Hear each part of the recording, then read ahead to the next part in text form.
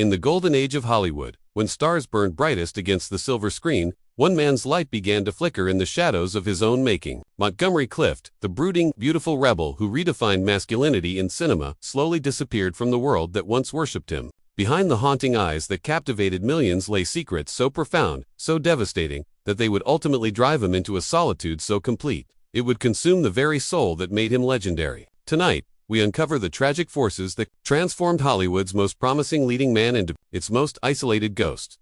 Montgomery Clift wasn't just another pretty face in Hollywood's constellation of stars. He was a supernova that threatened to outshine them all. Born into privilege in 1920, Edward Montgomery Clift possessed something that couldn't be manufactured in the studio system's dream factories: authentic vulnerability. When he stepped onto movie sets in the late 1940s, he brought with him a revolutionary approach to acting that would forever change the landscape of American cinema. Unlike the polished, masculine archetypes that dominated screens, the John Waynes and Clark Gables of the world, Clift dared to show weakness, sensitivity, and emotional complexity. His performances in Red River, alongside John Wayne, created an electric contrast that audiences had never witnessed before. Here was Wayne, the epitome of traditional American masculinity, standing beside this beautiful, tortured young man who seemed to carry the weight of the world in his piercing eyes. Directors were mesmerized by Clift's intensity. He didn't just recite lines. He lived them, breathed them, suffered through them. On the set of The Search in 1948, crew members would watch in stunned silence as Clift transformed before their eyes, channeling emotions so raw and real that they seemed to bleed through the camera lens directly into the hearts of WEs. But even in these early days of triumph, those closest to Clift noticed something unsettling. Between takes, when the cameras stopped rolling, he would retreat into himself, disappearing into corners where shadows gathered. The brilliant light he projected on screen seemed to drain something essential from within, leaving him hollow, searching for something he could never quite name. Little did the world know, the very sensitivity that made Montgomery Clift a genius also made him exquisitely vulnerable to forces that would eventually tear him apart from within. In 1950s Hollywood, certain truths were more dangerous than any scandal sheet could imagine. Montgomery Clift carried within him a secret so profound, so absolutely forbidden by the moral codes of his time, that it threatened to destroy not just his career, but his very existence. In an era when being different meant being destroyed, Clift was forced to live a double life that slowly poisoned his soul. The truth that Montgomery Clift was gay wasn't just a personal revelation, it was a death sentence for any Hollywood career. The studio system operated with ruthless efficiency when it came to protecting their investments, and homosexuality was considered the ultimate liability. Stars like Rock Hudson and Tab Hunter were already being carefully managed,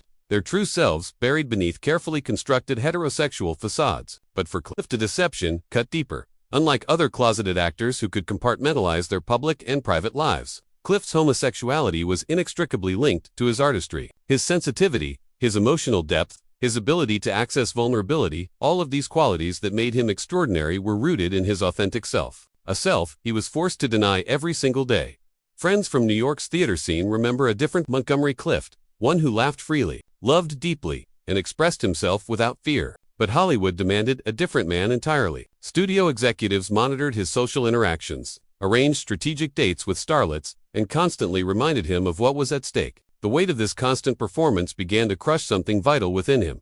Late at night, in the privacy of his rented Hollywood home, Clift would sit alone, staring at his reflection in darkened windows. The face that launched 1,000 dreams had become a mask he couldn't remove, even when no one was watching. The isolation had already begun, invisible but inexorable. Like a slow poison working its way through his system, behind every tortured artist stands a complex relationship with the past. And for Montgomery Clift, that past was dominated by the towering, suffocating presence of his mother, Ethel, beautiful, ambitious, and utterly narcissistic. Ethel Clift had molded her son from birth to be an extension of her own frustrated dreams, and in doing so, she had created both a genius and a prisoner.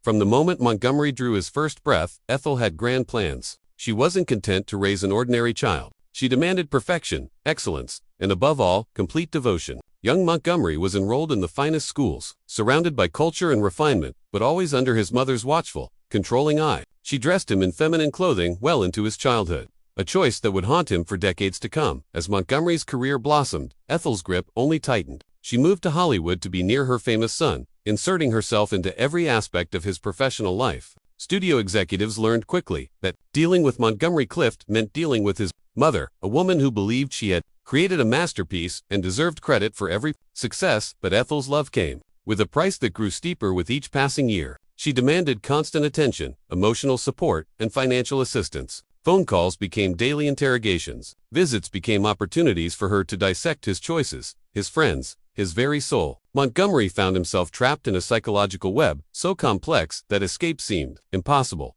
The cruel irony wasn't lost on those who knew them both. Ethel had raised her son to be sensitive, artistic, and emotionally available, the very qualities that made him gay, and then spent the rest of her life punishing him for being exactly what she had created. The weight of her expectations, combined with her inability to truly see or accept her son, began to drive Montgomery deeper into isolation. In quiet moments, friends would catch glimpses of Montgomery's pain when discussing his mother. His jaw would clench, his eyes would grow distant, and the same vulnerability that made him brilliant on screen would become a window into a soul being slowly strangled by the very person who claimed to love him most. Some moments in history arrive with such devastating force that they split a life in two, before and after. And for Montgomery Clift, that moment came at 12:30 a.m. on May 12, 1956, on a winding road in Benedict Canyon. What should have been a pleasant evening leaving Elizabeth Taylor's dinner party became the catastrophic event that would transform Hollywood's golden boy into a broken, isolated figure haunting the edges of his former glory. The facts of that night remain etched in Hollywood lore. Montgomery, possibly tired, possibly distracted, lost control of his car on the treacherous curves leading down from Taylor's home. The vehicle struck a telephone pole, and the impact was so severe that it reshaped not just his face, but his entire destiny. When rescuers arrived, they found him unconscious, his beautiful features crushed almost beyond recognition, blood pooling beneath the wreckage of both car and career. Elizabeth Taylor, hearing the crash from her hillside home, was among the first to reach him. What she found in that twisted metal would haunt her for decades. The face that had launched 1,000 fantasies was grotesquely swollen, broken bones, creating new, tragic geography across features that had once been described as angelic. But it wasn't just physical beauty that died in that wreckage. It was Montgomery's sense of identity, his confidence, and his ability to navigate the world without fear. The surgeries that followed were extensive but imperfect. Doctors worked tirelessly to reconstruct his face. But plastic surgery in the 1950s couldn't perform the miracles that Montgomery's career demanded. When the bandages finally came off, he stared into mirrors at a face that was familiar but fundamentally altered, the left side partially paralyzed, the perfect symmetry gone forever. Studio executives, already nervous about Montgomery's difficult reputation, began to distance themselves immediately. Phone calls went unreturned. Scripts stopped arriving. The man who had once been courted by every major studio in Hollywood suddenly found himself radioactive, not just because his looks were compromised, but because his accident had revealed the fragility that the industry preferred to ignore. But perhaps the most devastating consequence of the accident wasn't physical at all. The crash had stripped away Montgomery's last illusions about control, about safety, about the possibility of happiness in a world that had already demanded so much. In losing his face, he had lost his armor, and without that protection, the isolation that had been creeping around the edges of his life finally moved in to claim him, completely. In the aftermath of his accident, when pain became Montgomery Clift's constant companion, doctors offered him a solution that seemed merciful: pills that could quiet the agony, tablets that could smooth the rough edges of reality. What began as medical necessity slowly transformed into something far more sinister, a chemical prison that would ultimately isolate Montgomery more completely than any physical barrier ever could. The prescription bottles lined up on his